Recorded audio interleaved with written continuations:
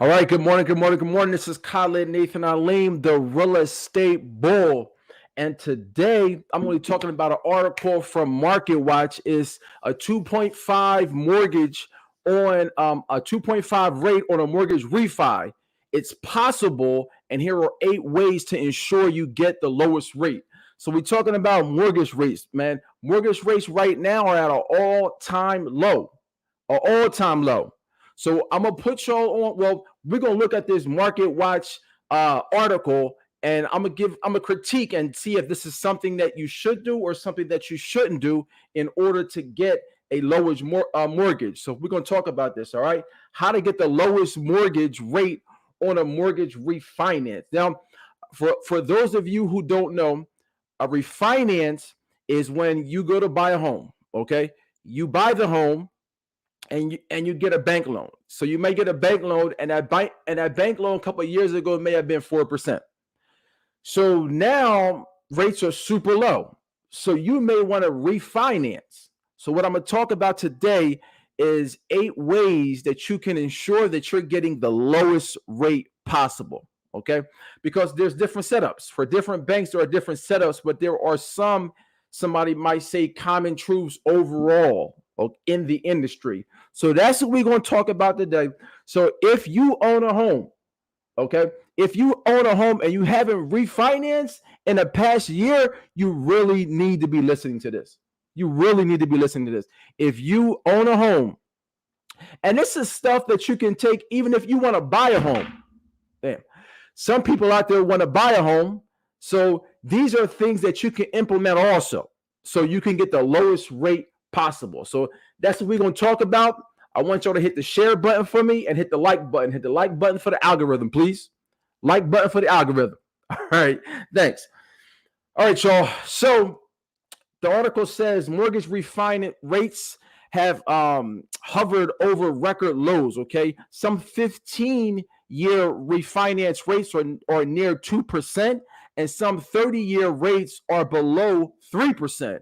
But it will take some finessing to get the lowest rates possible. So we ask experts for the best ways to get the lowest refi rates and who refi does and does not make sense for. So again, y'all, that's what we're going to talk about today. How do you get the lowest refi rate or refinance rate? And this can also work for people who are looking to buy homes. If you're a first-time home buyer, you can also look at this and take notes on how you can get the lowest rate possible. Okay, so that's what we're going to talk about today. So the first one is pull copies of your credit reports and work on increasing your credit score. Okay, I'm gonna read what they have now, and then I'm gonna give y'all my commentary after. Right. So again, pull copies of your credit reports and work on increasing your credit score.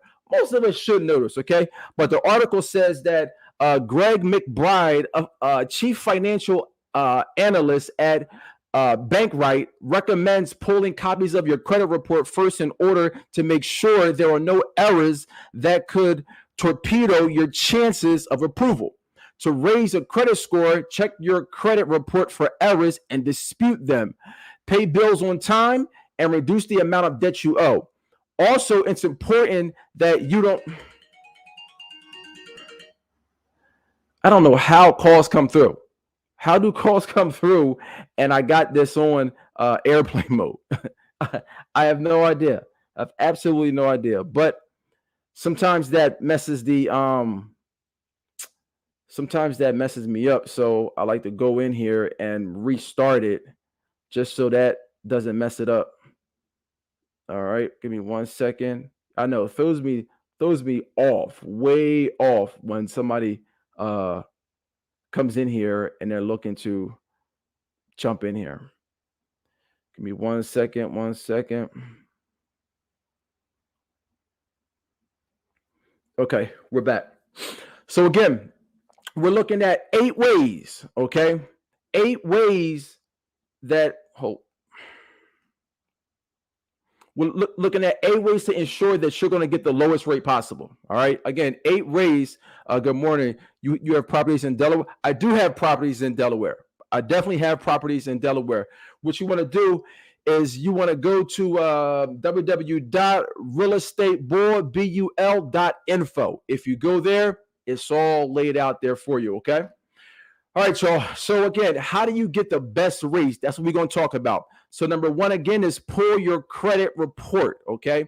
And work on increasing your score. Again, to raise your credit score, check your credit report for errors and dispute them, pay your bills on time, and reduce the amount of debt that you owe. Also, it's important that you don't apply for too many new credit lines or loans when trying to get a mortgage, as that can ding your score also. Here are some details on the credit score. These are some details on the credit score you need to get a really low rate. All right. So I have a credit repair business. So if your credit is crazy messed up and you need professional help, definitely reach out to me. Okay. Whichever platform that you're catching this on, catching me on, DM me. All right. But some of the things that you can do on your own, you can fix your credit by yourself. Okay. I do it for a profession, but you can do it by yourself. Now, you need to go on YouTube and find out what you need to do. Okay. But if you have errors on your credit report, dispute them.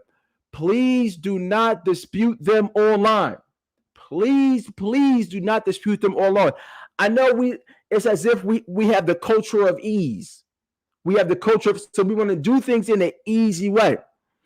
And I almost feel like it's a setup. I almost feel like it's a setup because when you dispute online, there are a bunch of rights that you have that get taken away. So don't dispute online. Make sure that you send letters in, okay? And if you want to learn how to dispute, go on Google. Go on, or YouTube. I'm not Google, YouTube. Go on YouTube and type in dispute credit errors on credit report. And there's a whole bunch of things that are coming. Of course, pay on time. Pay your bills on time and reduce your debt. All right. So let's keep moving on. So the first thing that you want to do, again, just to go back, is to pull your credit. Get your credit report. And if I have a way for you to get a credit report for $1, you can get all three of your FICO scores for $1. My guy or my girl, stop using Credit Karma. I'm going to say it again. Stop using Credit Karma. Credit Karma is good to see the accounts that you have, okay? Credit Karma is cool to see the accounts, but the score is a Vantage score. It's not a FICO score. FICO scores are what people use or what mortgage company use. They don't use your Vantage score. And that's what Credit Karma is. Credit Karma is your Vantage score. So when you pull your credit, make sure it's not from Credit Karma. And I know a lot of you like me, we have credit cards and we get scores from there. A lot of them are FICO scores, but a lot of them are only giving you one score. They're only giving you one score. They're either giving you a TransUnion score or Equifax score or Experian score. You want all three. So if you want to get all three for $1, okay, jump in my DMs and ask me how. I can get you all. Now you can get them free. You can pull your credit for free once a year. And that's like www.freecreditreport.com, something like this. Okay. You can pull, and that's a good one, but that one doesn't give you your scores. Okay. It just gives you all of the pulls and the record of your credit bureau accounts. Excuse me. But you want the score because that's what they're looking at.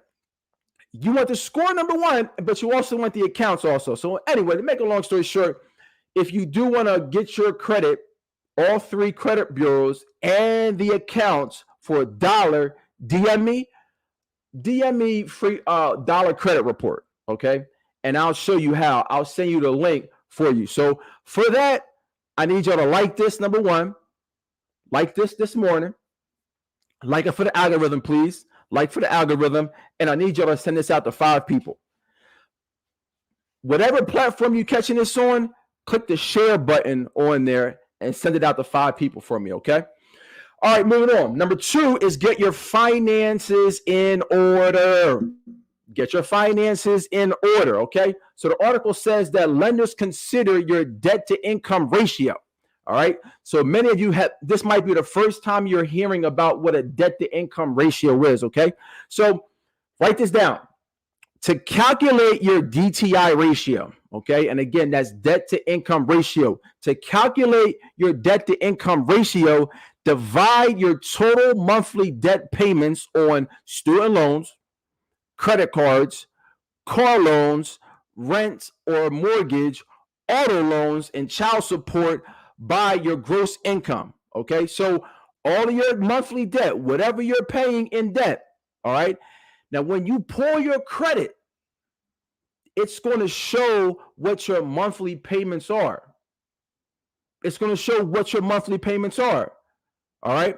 So that's what the lender is going to use for your debts. They're going to ask you also, but they're going to pull from there to see what your monthly debt is on your credit report.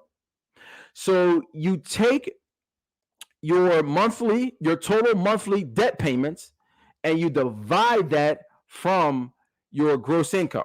Okay.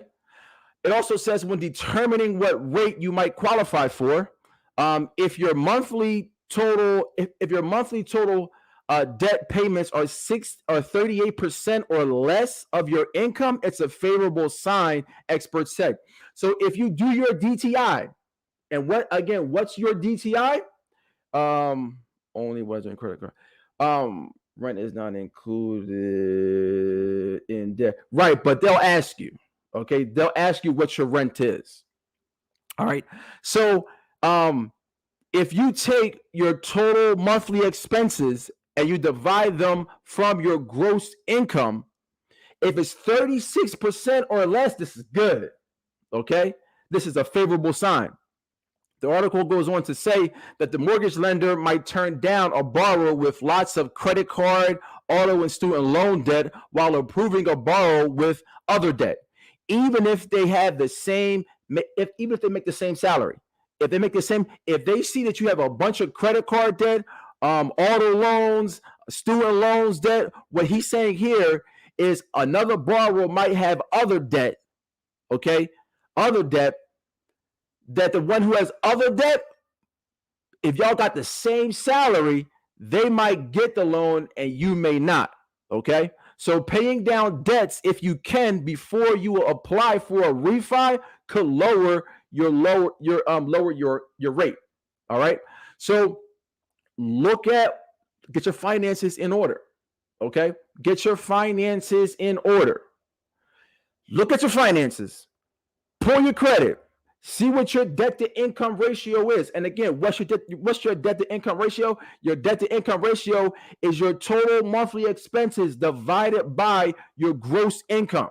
And again, if it's 36% or less, that's a good sign. I know I've heard like 50, 55% is kind of the cutoff rate.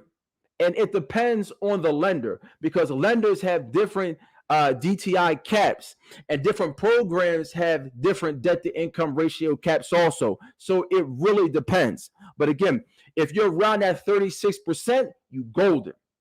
All right, number 3. So just to backtrack, we got 8 ways to get a lower interest rate. Okay, and again, this is me critiquing this article. Number 1 was to pull your credit. Okay, pull your credit and see what you can do to increase your score. Number 2, and again, I do have a credit repair company. So if you need that, DM me credit repair. Okay. Then we also talked about getting your finances straight. Again, map out what your monthly income is, and then your monthly expenses are, and then divide that by your income. And again, if you're around 36%, you're good. Number 3 is build your savings. All right. It says the more savings a borrower has, the better. Lenders consider those with more savings less of a risk in terms of defaulting on a loan, and therefore award them with better interest rates. Listen, banks are in business to give loans. That's where they make their money at. Okay. I'm not investing and I have 80K. Do I buy 2 houses by putting 20% on each? or invest all in one house. Just a guy 9202, DM me, okay, or go to www.realestateboardbul.info and let's set up a consultation, okay? I need more information. So back to this. Number 3 is build your savings, okay?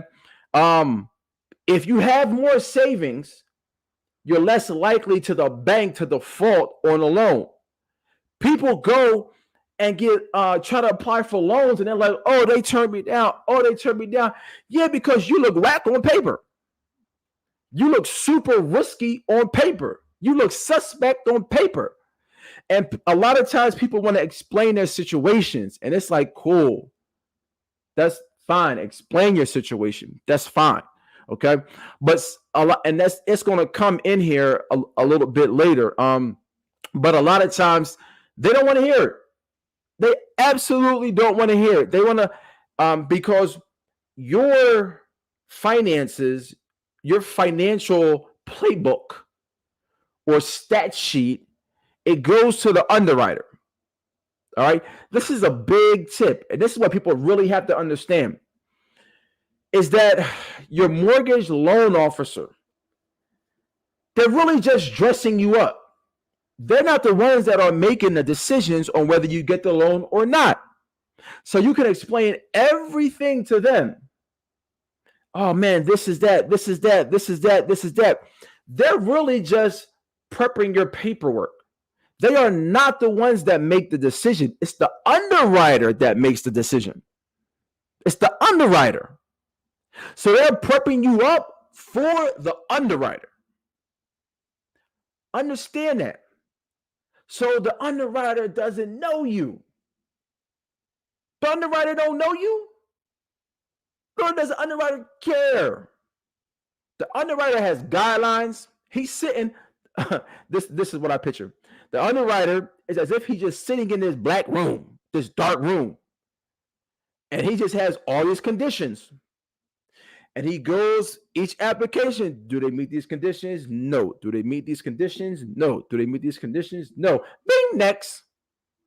Do they meet these conditions? No. Do they meet these conditions? No. Bing, next. Oh, this one does. Okay, let them go through. It's not personal. It's not personal. And that's what I want to tell people and get it out to people, that it's not personal. A lot of us have not prepared. Okay, we have not prepared. Piss poor preparation promotes piss poor performance. Piss poor performance promotes perpetual pain. I'm gonna say it again. Piss poor preparation promotes piss poor performance. Piss poor performance promotes perpetual pain. All right. So build your savings. All right. Build your savings. So for all those P's, let me get a like, y'all. Like this for the algorithm. Like it for the algorithm, y'all. Like it for the algorithm. For all those P's. And share it out, man. Share it out to 2 or 3 people. Real fast, real fast. All right. So we talked about getting your credit straight. You're talking about your finances, your debt to income. Look at that. Also, build your savings. The more that you have in savings, the better. Number 4 is get quotes from 3 to 5 lenders, including your current mortgage lender. And again, this article is about refinancing. Okay. This article is about refinancing. So it says, most importantly, shop around. All right. Terms can vary, and not every lender is offering the same deal. I try to tell people this all the time. Okay. Okay. You don't know whether or not you're getting the best deal possible unless you've shopped around to see what's out there, says McBride, who notes that you should look not only at the interest rate, but also at the fees and closing costs. Correct. All right. He goes on to say, going through a full refinance can take time and typically requires the borrower to pay for closing costs on the new loan. Lenders want to retain your loan, especially larger jumbo loans. So always start by calling your current lender and see if they are willing to modify the interest rate on your existing loan. This can be a simple, faster way to save borrowers time and money. And this is from the head of consumer lending at Union Bank, okay, Paul Appleton. So what Paul is saying is that if you are looking to refinance, why don't you do this first? Call your current lender, all right? Call your current lender and see if they will lower your rate. It's worth a shot. You don't know what program they have, but call them. I know a guy. I know my cousin. What he does is he just calls his current book of business for his company, trying to get them to lower the rate.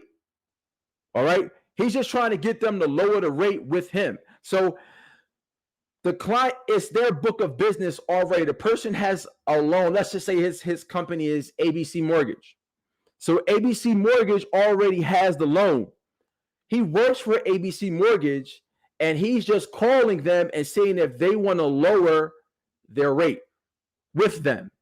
You can do that also.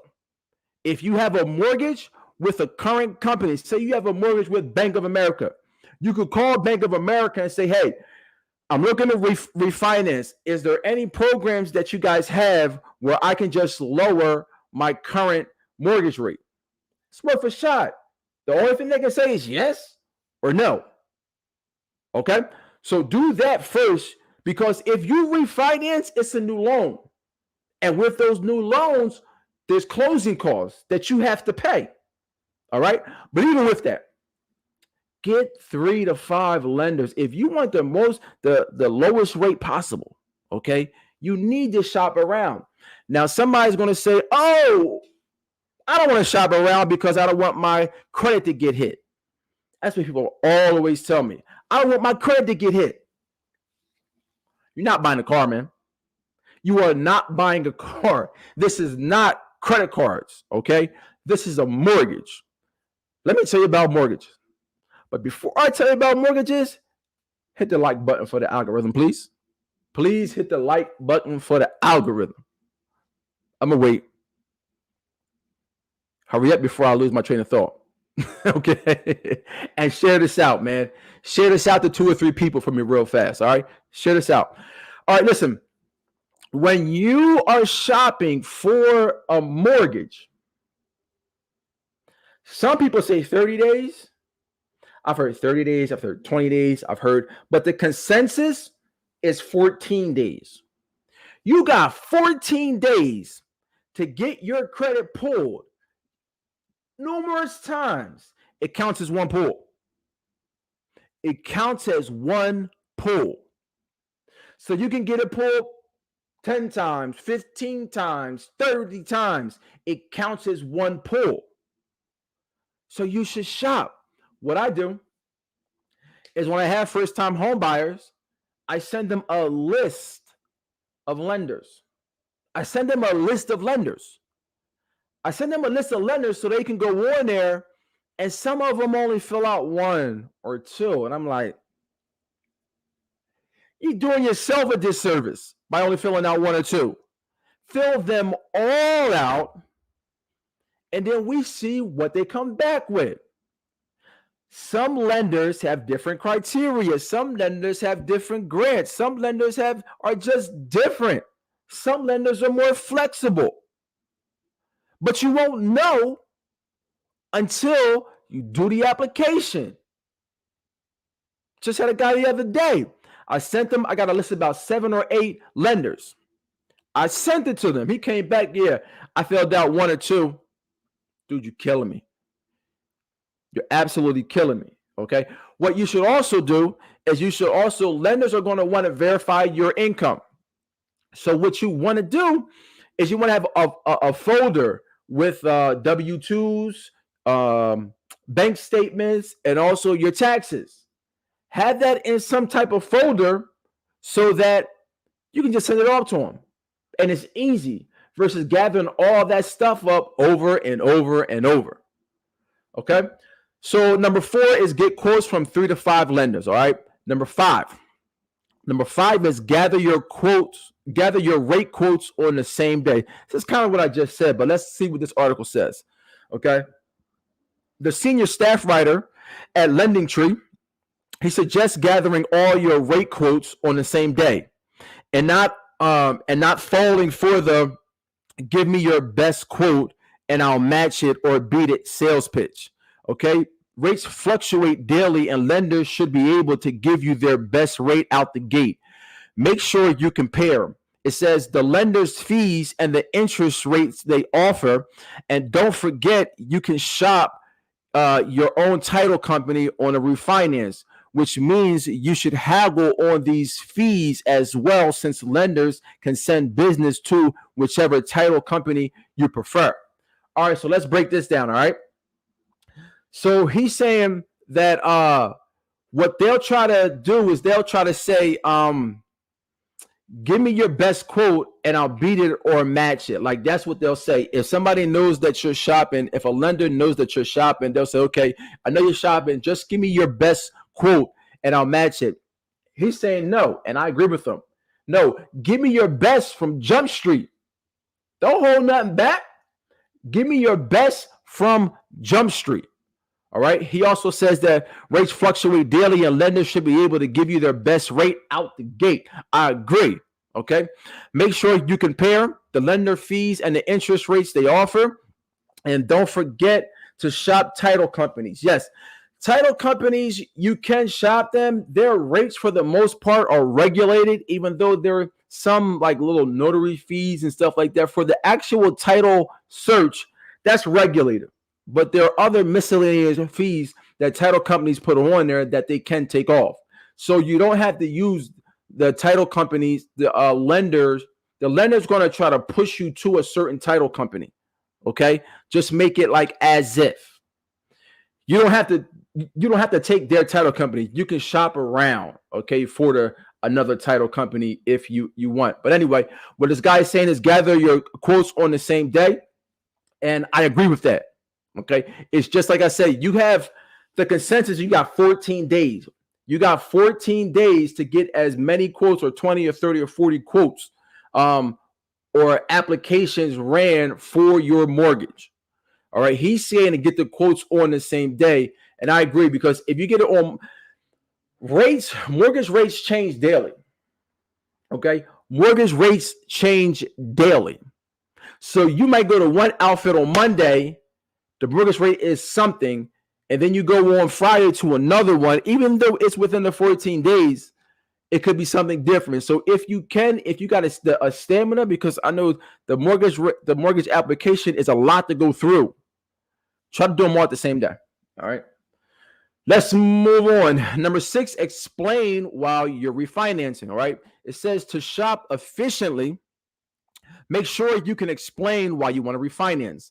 Some people refinance for various reasons: to shorten the term loan, to get the lowest possible monthly payment, to abstract cash from home equity with a cash out refi, or as part of a divorce settlement. By explaining what your refinance is for, you're giving the lender a chance to personalize your refinance with suitable rates and terms, says Lewis. This is super important. Why are you refinancing?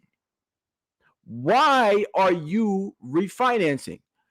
Because if you're just looking to shorten the term, or if you're just looking to get a different interest rate, or if you're looking to cash out, meaning pull equity out, these are all different loans. These are all different loans. I actually made this mistake. I refinanced a property, an investment property. I refinanced an investment property, and I didn't tell the lender or my mortgage person why I wanted to do it. They thought that I wanted a lower rate, and because I communicated that. What I didn't communicate is I wanted the lowest payment possible. So these might be two conflicting goals, because you can have a 30-year mortgage, and if you want the lowest rate is probably on a 15-year product. And that's what happened to me. Is I had a 30-year mortgage, and I'm like, hey, I want the lowest rate possible. The lowest rate possible I got was on a 15-year mortgage. So she put me in a 15-year mortgage. But what I actually wanted was the lowest payment.